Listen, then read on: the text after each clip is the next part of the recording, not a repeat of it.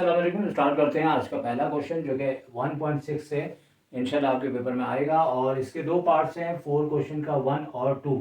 तो अब ये है कि दो बुक्स आई, किसी में ये क्वेश्चन नंबर 4 का और किसी में 5 का। बहरहाल जो भी क्वेश्चन है आपके सामने है और यहाँ पे दो फार्मूलाज अप्लाई होंगे। पार्ट नंबर 1 जो है आपका मल्टीप्लाई की सूरत में है और उसका फार्मूला साइड पे लिखा हुआ है जो कि हम पढ़ लेते हैं। ए कॉमा बी और सेकंड ब्रैकेट में है सी कॉमा डी जो कि equal to a c minus b t comma b c plus a d है।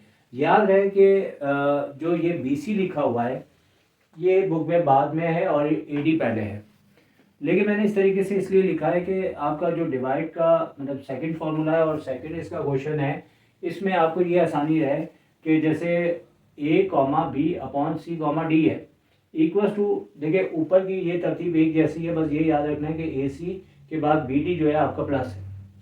लेकिन ऊपर वाले फॉर्मूले में ए डी बाद में करने का मकसद ये था कि जैसे बी सी स्टार्ट में है तो ये भी बी सी स्टार्ट में रहे और सिर्फ ये याद रखा जाए कि यहाँ वाला माइनस प्लस हो जाएगा और वहाँ का जो प्लस है वो माइनस में हो जाएगा, जबकि नीचे दोनों जगह एक ही वैल्यू है, एक जैसी वैल्यू है, सी स्क्वायर प्लस डी स्क्वायर। तो स्टार्ट करते हैं पहले क्वेश्चन को और याद रहे कि इस क्वेश्चन को जो सही तरीका है उसमें ये फॉर्मूले का यूज़ आना चाहिए। लेकिन बहुत से आप चैनल्स को देखेंगे उसमें उन्होंने अलजेब्रिक एक्सप्रेशन का फॉर्मूला यूज़ किया गया है और जबकि ये प्रॉपर्टीज़ को यूज़ करना एक तरह से बेहतर होता है, लाजमी होता है, अच्छा होता है। तो सबसे पहले नंबर 1 है। तो बच्चों क्या करना है कि सबसे पहले आपने फर्स्ट पार्ट का लेफ्ट हैंड साइड आपने लिख लेना है जो कि क्या लिखा हुआ है Z1 और Z2, इसे पढ़ना भी आना चाहिए। अपॉन जो ऊपर लाइन होती है ना वो कॉन्जुगेट कहलाती है, ठीक है। अब इस पे करना ये कि पहले हम Z1 को Z2 से मल्टीप्लाई करेंगे और Z1 का जो ब्रैकेट है वो आप देखें आपके पास वैल्यू दी है 1 प्लस आयोटा, ठीक है। और Z2 जो है आपको क्या दिया हुआ है 1 माइनस आयोटा।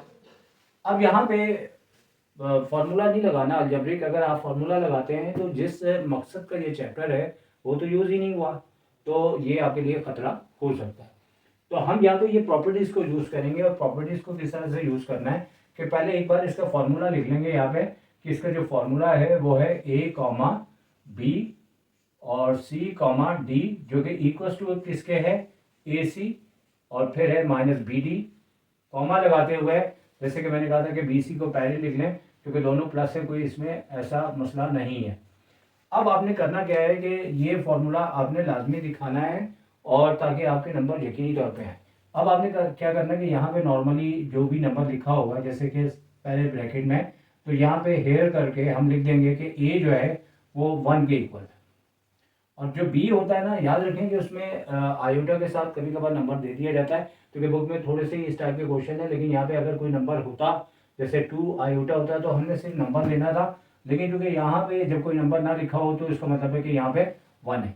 इसी तरह आगे बढ़ते हैं तो सेकंड ब्रैकेट में सी जो है वो आपके पास 1 के इक्वल हो जाएगा और डी जो है आपके पास अगर यहाँ पे आप देखें तो ये माइनस आयोटा लिखा हुआ है, इसका मतलब है कि ये आपके पास -1 के इक्वल होगा। अब जैसे ये आपको जो भी मतलब इसका सोल्यूशन दिया गया है यानी फॉर्मूले का राइट हैंड साइड दिया उसके मुताबिक हम इसे लेके चलेंगे और Z1 और Z2 को ऐसे लिखते रहिएगा। याद रहे कि पहले कॉन्जुगेट नहीं लगाना, जब आंसर आएगा फाइनली उस टाइम लगाएंगे।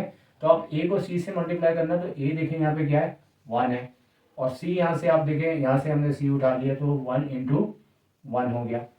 फिर उसके बाद यहाँ पे माइनस मतलब के फॉर्मूले का है, बी आपके पास 1 लिखा हुआ है और उसके बाद डी जो है वो माइनस के अंदर 1 लिखा हुआ है। तो आपके पास जो इसका कॉमे से पहले का प्रोसेस था वो कंप्लीट हो चुका है और बी को सी से मल्टीप्लाई करना तो देखिए बी आपके पास 1 है और सी भी आपके पास 1 है और प्लस के बाद ए आपके पास 1 है, ज़्यादातर 1 है, सिर्फ एक डी है जो कि माइनस के अंदर 1 दिया हुआ है। इसके बाद 1 को 1 से मल्टीप्लाई किया तो 1 आया और इसी तरह माइनस माइनस क्या हो गया प्लस का 1 हो गया, ठीक है। माइनस माइनस प्लस और 1 इंटू 1 हो गया। इसी तरह यहाँ पे करते हैं तो यहाँ दोनों प्लस है तो 1 1 जा 1 हो जाएगा। तो यहाँ पे प्लस माइनस माइनस का 1 आएगा और इसके बाद फाइनली ये है कि इसको भी आप ब्रैकेट में लिखेंगे और जैसे यहाँ पे आगे फर्दर चला रहे हैं तो ये 2 हो जाएगा और यहाँ पे 0 आ जाएगा, ठीक है। अब सवाल ये पैदा होता है कि चूंकि बुक के अंदर क्वेश्चन तो एक ही है तो हमें फाइनली जो है यहाँ पे दोबारा से 2, तो जैसे कि आपको पता है कि यहाँ पे फर्स्ट नंबर रियल पार्ट होता है, ये इमेजिनरी पार्ट होता है, ये पता हो तो बेहतर है। अब ये 2 तो ऐसे ही रहेगा, लेकिन सेकंड वाले के साथ 0 आयोटा लगा दिया जाएगा, यानी कि दूसरे अल्फाज में 0 से जो भी मल्टीप्लाई होता है वो 0 हो जाता है। तो अब सवाल ये पैदा होता है कि ये जो Z1 Z2 है, अगर आप एग्जाम में करें तो आप टीचर को बिल्कुल मौका ना दें, ये हर एक के साथ लिखते जाएं। टीचर्स की आदत होती है एक बार लिखते हैं दोबारा नहीं लिखते, वही बच्चों की आदत बनती है। और फाइनली ये होता है कि Z1 और Z2 के ऊपर ये जो लाइन खींचते हैं इसे कॉन्जुगेट कहते हैं। और इस कॉन्जुगेट में जो है वो आपका जो आयोटा वाली वैल्यू होती है उसकी साइन चेंज हो जाती है। और बेसिकली यहाँ पे 0 है, मैंने वैसे आपको लिख के बता दिया। या दूसरे अल्फाज में ये है कि जब आप इसको लिखेंगे तो यहाँ पे कोई मतलब के वैल्यूज़ नहीं है, ना साइन उसकी चेंज हो सकती है। तो बेसिकली जैसे कि आपका आंसर दिया था एडिशन फॉर्म में और यहाँ पे आपने फॉर्मूले से किया तो कॉमा लगाते हुए कर रहे हैं, तो फाइनली जो है इसको आप 0 आयोटा कर सकते हैं। लेकिन अगर आप देखा जाए तो हमारे पास चूँकि 0 कोई वैल्यू नहीं होती, तो सिर्फ आपके पास 2 यहाँ पे आंसर आ जाएगा। और आयोटा चूँकि 0 है लेकिन लिख के आपको समझाया गया है, और फाइनली इसका आंसर जो है वो आपके पास 0। अगर आप चाहें तो प्लस में भी 0 आयोटा लिख सकते हैं जैसे कि ऊपर लिखा हुआ था, चाहें तो आप नहीं भी लिख सकते हैं, सिर्फ रियल पार्ट आएगा। क्योंकि अगर यहाँ पे कोई नंबर होता, फॉर एग्जाम्पल यहाँ पे इस तरह से लिखा होता कि 2 और 5 आयोटा, तो यहाँ पे जैसे कि Z1 Z2 ऐसे लिखा होता तो Z1 Z2 के ऊपर कॉन्जुगेट लगाते तो हमेशा आयोटा वाले की साइन चेंज हो जाती। लेकिन अभी प्रॉब्लम ये आ रहा है कि 0 चूँकि ना तो प्लस होता है ना माइनस होता है, इसी वजह से हम इस 0 को जो है चाहे साइन चेंज करें या ना करें या ना लिखें कोई इशू नहीं होता। अगर आप चाहें तो इसको यूँ भी लिख सकते हैं कि सिर्फ 2 लिख दें, लेकिन बेसिकली क्योंकि यहाँ पे हमें रियल और इमेजिनरी पार्ट दिखा देना चाहिए, इसलिए बेहतर ये होता है कि आप इसे लिख दें 2 + 0 आयोटा। तो इस तरीके से आपकी जो है वो इस तरीके से लेफ्ट हैंड साइड आ चुकी है। और ये चीज़ जैसे हमने एक्स्ट्रा लिखी थी, हम इसे चाहें तो रिमूव कर सकते हैं क्योंकि समझाने के लिए ये लिखा गया था। अब इसके बाद आपको इसकी राइट हैंड साइड करनी होगी, तो राइट हैंड साइड किस तरह करेंगे उसका भी आंसर आपके पास यही आएगा। तो राइट हैंड साइड के लिए यहाँ पे हम लाइन खींच लेते हैं, लेकिन यहाँ पे देखें कि राइट हैंड साइड में पहले आपने कॉन्जुगेट लिए हुए हैं, उसके बाद आपने मल्टीप्लाई करना है। तो Z1 के ऊपर जैसे ही आप कॉन्जुगेट का निशान डालेंगे, क्योंकि Z1 ऑलरेडी आपको दिया हुआ है, तो आपने 1 है तो देखिए बाद में प्लस आयोटा लिखा है, इसे आप माइनस आयोटा लिख देंगे क्योंकि अभी आयोटा के साथ 1 लिखा हुआ है। और इसी तरह आपने Z2 के ऊपर जैसे ही कॉन्जुगेट लिखा तो आपने यहाँ पे 1 माइनस आयोटा है तो ये हो जाएगा 1 प्लस आयोटा। पहले ये किया था कि मल्टीप्लाई किया बाद में कॉन्जुगेट लिया, अभी ये किया कि पहले इसके कॉन्जुगेट्स लिए गए और उसके बाद हमने जो है इसको मल्टीप्लाई करना है। तो अब ये है कि ऊपर हमें यूँ भी लिख देना चाहिए कि हम राइट हैंड साइड को कंसीडर कर रहे हैं, तो राइट साइड में जो भी आपका क्वेश्चन लिखा है आप उसे लिख के यहाँ पे दिखा देंगे। इसके बाद ये है कि फर्दर यही आपने करना है कि अब आपने इन दोनों को मल्टीप्लाई करना है, यानी कि आपने जैसे ही इसको फाइनली राइट हैंड साइड के कॉन्जुगेट्स आ गए और कॉन्जुगेट लेने के बाद आपने Z1 Z2 को जैसे कि आगे चलाना है, पहले इसकी वैल्यूज़ को लिख दें। तो मल्टीपल फॉर्म में तो 1 माइनस आयोटा बिल्कुल वही तरीकाकार है, बस साइन पहले चेंज हो गई है। अब इसी फॉर्मूले को जैसे कि ऑपरेट करें और इसी को देखें तो यहाँ पे देखें ए आपके पास क्या आ रहा है 1 आ रहा है, और बी जो है वो -1 आ रहा है, सी जो है वो भी 1 आ रहा है, और डी जो है यहाँ पे इस बार +1 आ रहा है।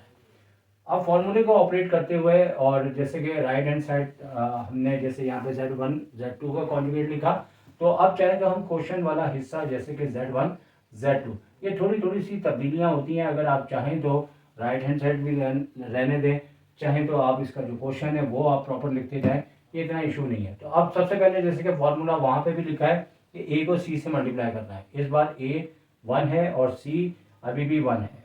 फिर उसके बाद फॉर्मूले का बीच में माइनस आ जाता है जैसे कि देख रहे हैं, और बी और डी को मल्टीप्लाई करना है। तो चूंकि बी इस वक्त माइनस में है और आपके पास जो है आप डी जो है आपके पास प्लस का 1 है तो ब्रैकेट में रख दिया, तो ये हमने ब्रैकेट में रखा है। क्योंकि अगर नेगेटिव है तो आपको ब्रैकेट लाजमी लगाना पड़ेगा। फिर उसके बाद कॉमा है, कॉमे के बाद आप देख सकते हैं कि बी को सी से मल्टीप्लाई करना है, तो आपके पास बी जो है वो -1 है और सी जो है आपके पास 1 है, और इसी तरह प्लस डालते हुए ए जो है वो 1 है और डी जो है वो 1 है। अगर आप चाहें तो सभी को ब्रैकेट में रख सकते हैं, चाहें तो जहाँ नेगेटिव होता है वहाँ फिर ब्रैकेट लगाना ज़रूरी हो जाता है। वन वन ज़ा वन और माइनस माइनस प्लस का वन वन ज़ा वन हो जाएगा।